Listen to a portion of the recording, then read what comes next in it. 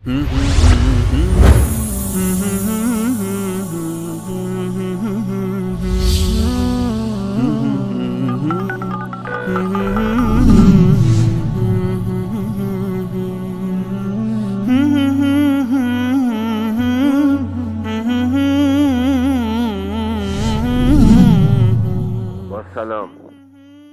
سلام بر وصال حق و توحید محض، درود بیکران بر دریا و بحر معرفت علم و حدیث حضرت مولانا عبدالقدوس دهقان، و درود بر جوان علم و اندیشه استاد انصاری در هم کوبنده بت‌های بتخانه‌های ایران.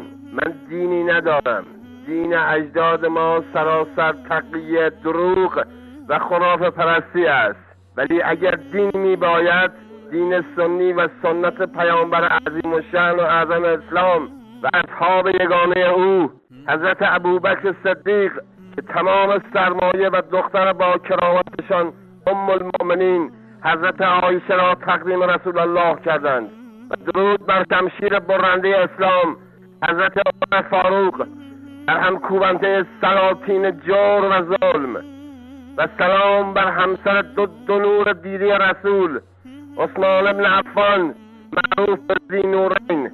دین ما تشکیل شده است از 160,000 امامزادگان. نه توحیدی نه پیغمبری در کار است. شلن و کوران به وسیله طناب بر پنجره فولاد شخص به نام علیرضا بسته می شود در مشهد تا شفا یابند. من نخواهم لطف حق با واسطه که هلاک خلق شد این رابطه.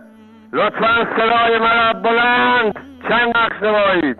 این سخنانم را نیز به تماس اول اضافه فرمایید.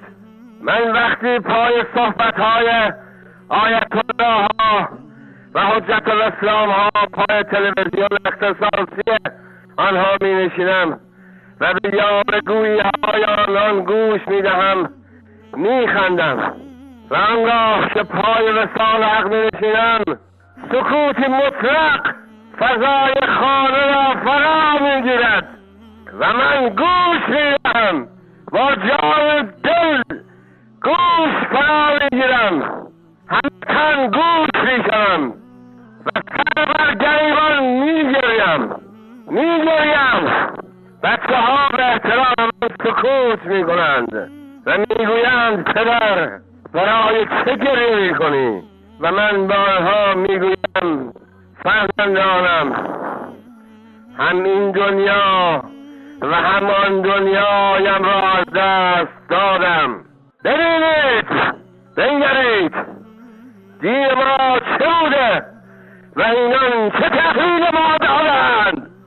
چون اغلب ما ایرانیان دیگر دینی نداریم، بیدین شده ایم، از دین گریزان، از دین فراری شده ایم.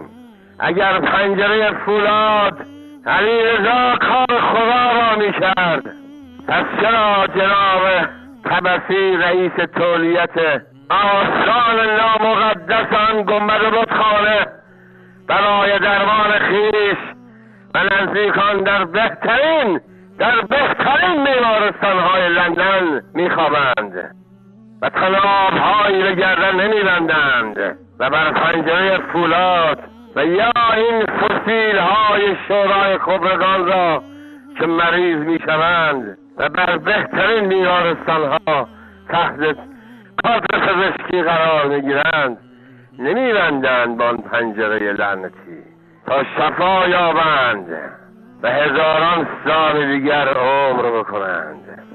به قول جناب محمد انصاری عزیز که می‌فرماید افسوس که شیعیان عقل خود را به آخوندهایی دادند که عقلی کوچک اما عمامه بزرگ دارند. در آخر استاد عزیز ماجد عباسی، استاد عابدین رحیمی، استاد دکتر عزیز نور محمد عمرا، استاد محمد نواز سیغل، استاد مجیب الرحمن انصاری و استاد ارجمندم که من عاشق صداقت، صفا، یک رنگی و جوانی ایشان هستم را ارزشی بسیار قائلم. فیلم گوسفندچرانی و زمین خوردن ایشان و همین که کلیپی که از زبانشان نمیچرخید روی کلمه که پیغمبر باز گردد یا باز میگرداند جالب بود. استاد فضلالحق سلیمانی عزیز و دکتر احسان الله مبارز، استاد خفی الله انصاری، استاد فاتح عزیز، استاد فضلالله سلیمانی. صدای مرا پخش کنید باز بلند، صدایم در هزاران اخو از همین رسال حق پخش کنید، نه یک بار بلکه هزاران بار. خدا حافظ. اگر دین شما دین حق هست درود بر شما، اگر ناحق هستید مثل شیعیان که هیچ. تمام.